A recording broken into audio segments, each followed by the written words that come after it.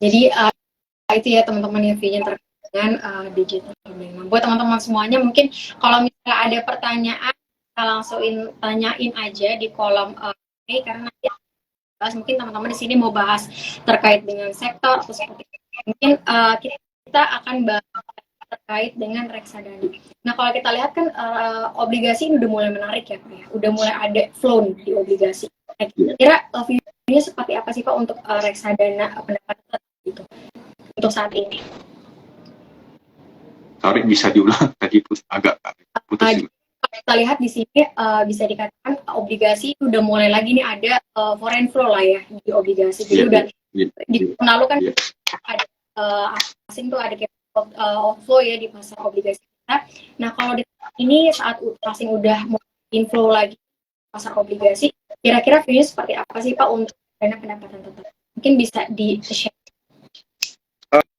Obligasi harusnya tahun ini cukup baik juga ya, karena tadi saya bilang dari tahun lalu suku bunga tinggi, tahun ini suku bunga mulai turun ya, jadi sehingga mungkin harga-harga obligasi mungkin naik ya. Dari awal tahun juga saya lihat juga reksadana obligasi juga performanya juga positif gitu ya, jadi tahun ini cukup baik juga.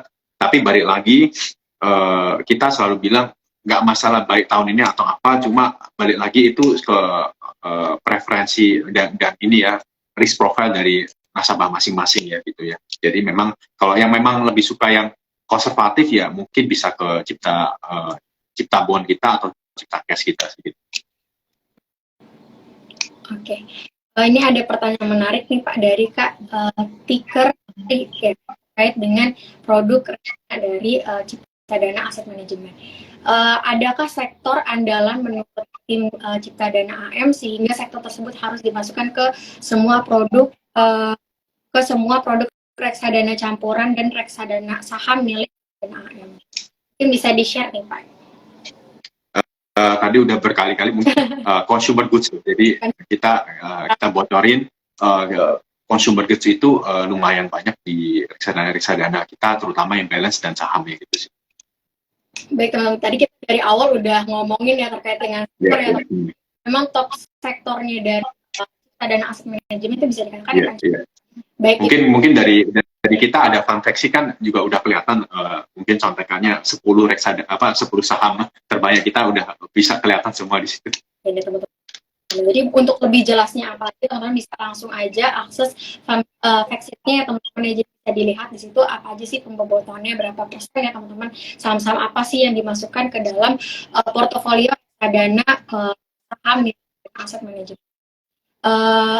Mungkin kita akan lihat lagi di sini pertanyaan yang relate. Mungkin kita akan tunggu pertanyaan yang relate. Sebelumnya kita akan bahas lagi nih terkait dengan obligasi. Kalau misalnya di obligasi sendiri ini produknya Ciptadana Asset Management nih yang paling menarik tuh apa sih Pak? Karena kan tadi untuk obligasi ya, tadi Pak Andrian juga udah mention penurunan dari suku bunga itu akan membuat harga obligasi juga naik. Kemudian kalau kita lihat beberapa reksadana obligasi juga beberapa tetap itu kemarin udah mulai perform juga untuk kinerjanya. Nah, untuk dari Ciptadana Asset Management sendiri untuk reksadana pendapatan tetapnya mungkin bisa di kira yang mungkin prospektif tuh yang mana sih Pak?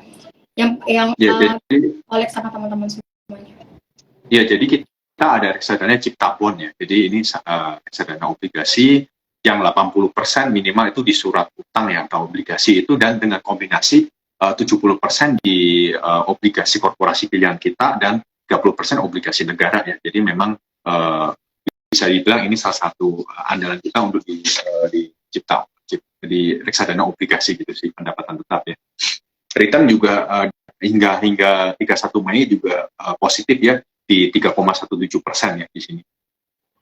Baik teman-teman, tadi untuk reksadana pendapatan tetap mungkin buat teman-teman yang tipe moderate bisa di terkait dengan reksadana pendapatan tetap milik Ciptadana Asset Management. Nah ini ada pertanyaan lagi Pak dari Kak Erika Paranita. Saat ini sektor properti dan konstruksi lumayan naik nih, lumayan naik.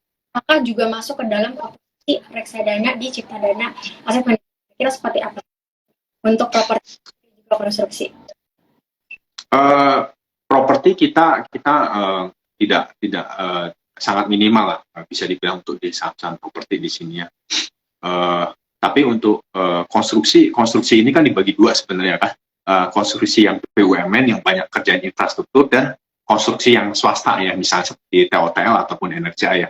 Untuk yang BUMN kita sangat minimal juga, hampir nggak ada mungkin ya di saham-saham konstruksi BUMN. Tapi untuk saham-saham di konstruksi yang swasta ini, yang private construction ini kita ada sih. Misalnya seperti TOTL gitu, kita ada sih. Jadi untuk konstruksi lebih banyak ke non BUMN ya Pak ya. Yeah. Untuk baik. Itu jadi kalau untuk properti masih belum ya Pak ya untuk komposisinya. Ya, untuk alasannya yang properti kalau kita lihat memang secara cyclical, karena properti itu kan juga very cyclical sektor gitu ya. Properti boom itu terjadi dari tahun 2000 awal hingga 2013 kalau nggak salah, 2013-2015 lah. Tapi setelah itu harga properti mungkin akhirnya juga cenderung stagnan dan turun ya hingga sekarang. Jadi kita belum mendapatkan konfirmasi yang meyakinkan kita bahwa cycle dari properti ini sendiri akan mulai terlihat tanda-tanda akan menaik gitu ya. Lebih ke sideways sih. Jadi memang itu dari kita. Lalu untuk konstruksi kita lebih banyak di konstruksi swasta. Kenapa? Karena di konstruksi BUMN mungkin lagi banyak concern dan masalah dengan cash flow dan utang gitu ya. Jadi kita pilih ke saham-saham konstruksi private yang mungkin secara saham mungkin sekarang revenue maupun profitnya belum naik banyak, cuma kita lihat valuasi udah murah dan utangnya, cash flow-nya terjaga dan utangnya sangat minimal sih.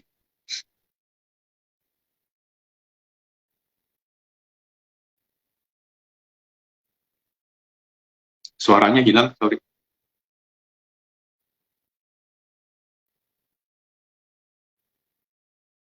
Suaranya hilang, sorry, halo. Sorry, iya Pak. Jadi iya. Ya teman-teman yang terkait dengan view dari sektor properti dan juga sektor konstruksi, mungkin semoga menjawab ya pertanyaan dari Kak Paramita terkait dengan sektor tersebut. Jadi bisa dikatakan masih ke sektor konstruksi tapi non BUMN, kira-kira seperti itu ya, Andrian ya. Kemudian untuk sekarang.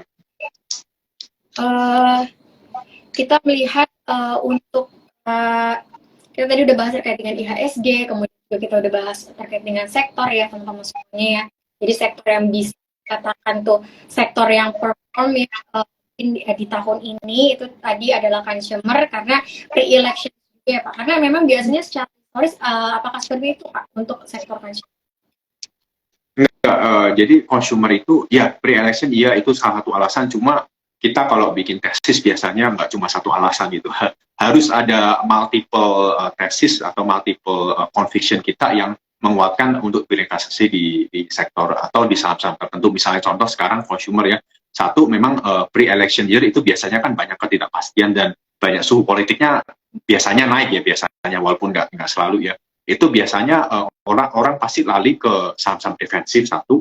Kedua juga biasanya tahun-tahun politik itu banyak mungkin bansos dan inilah untuk biar konsumsi ini naik gitulah. Itu salah satu yang kita suka.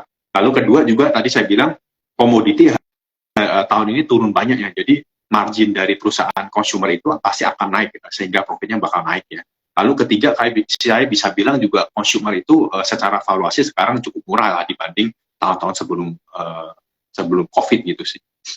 Jadi memang ya, jadi kita tidak bisa bilang satu tesis aja, cuma memang harus beberapa tesis sehingga lebih meyakinkan. Baik.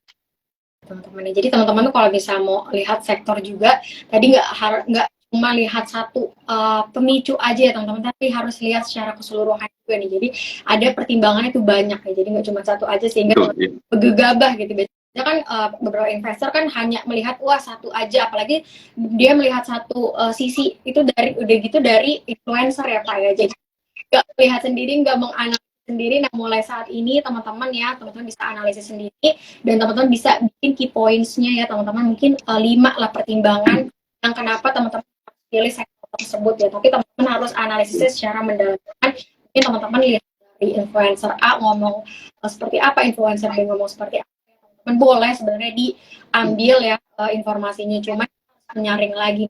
Jadi jangan Betul.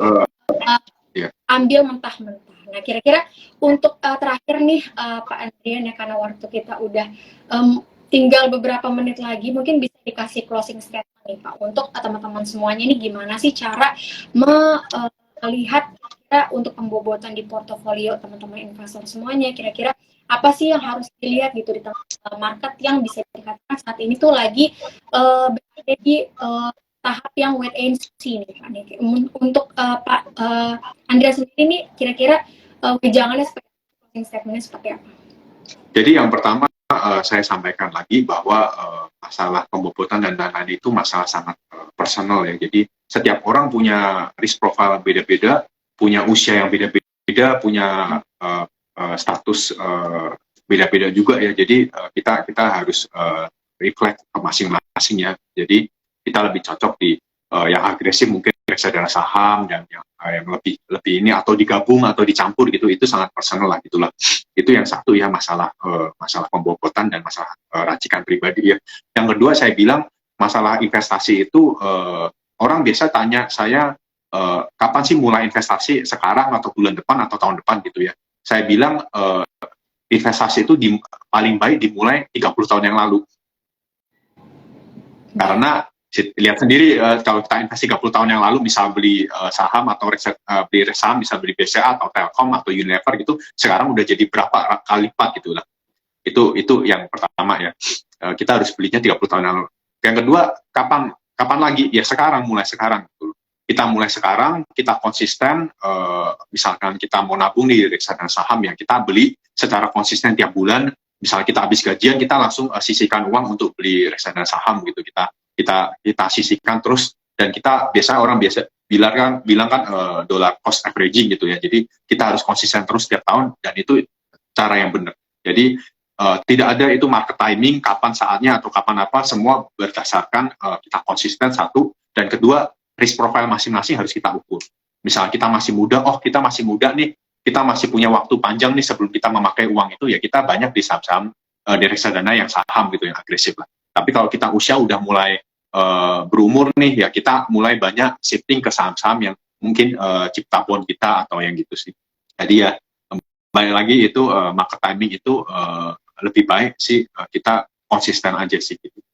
Baik teman-teman semoga di closing dari Pak Andrian ya, tips and trick gimana sih teman itu bisa survive lah kira-kira dia teman-teman jadi terus konsisten juga ya teman-teman ya. Kemudian juga teman-teman harus kira-kira menganalisis juga nih, kira-kira teman-teman mau pilih sektor yang mana itu harus dipertimbangin. Tadi udah ada tips and triknya ya. Mungkin teman-teman harus punya lah minimal tuh key points-nya 5 lah untuk mendukung teman-teman kenapa teman-teman harus beli saham di tersebut misalnya, atau mungkin teman-teman mau lihat dari reksadana, kira-kira teman-teman bisa lihat dari fund sheet-nya, melihat kira-kira apa sih komposisinya ya teman-teman. Jadi teman-teman harus budayakan ya untuk membaca, dan juga teman-teman harus konsisten. Jadi mulai dari saat ini ya teman-teman ya, jadi semakin cepat teman-teman memulainya dan semakin teman-teman konsisten, itu mungkin teman-teman bisa dapetin keuntungan ya di masa depan. Itu untuk closing statement dari Pak Andrian sebagai fund manager dari Asset Management. Dan terima kasih buat teman-teman semuanya untuk partisipasinya di hari ini. Terima kasih juga buat teman-teman yang udah nanya ya, ini sangat antusias sekali. Mohon maaf kalau misalnya ada pertanyaan yang belum bisa dijawab ya teman-teman ya. Dan mungkin kita akan next time kita akan collapse lagi sama Ciptadana Asset Management untuk berbincang-bincang terkait dengan. Terima kasih Pak Andrian ya selaku fund manager dari Ciptadana Asset Management. Sampai jumpa di pertemuan selanjutnya ya Pak ya, kapan-kapan.